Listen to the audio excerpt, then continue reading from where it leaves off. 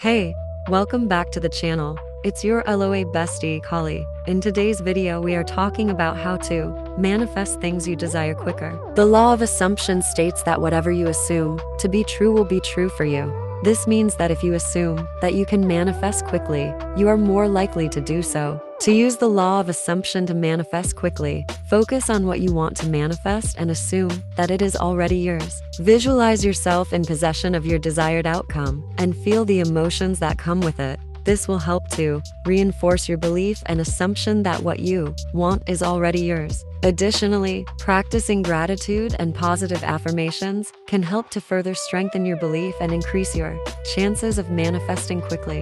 By focusing on what you want and assuming that it is already yours, you can use the law of assumption to manifest quickly and effectively. That's it for today's video. Thank you for tuning in.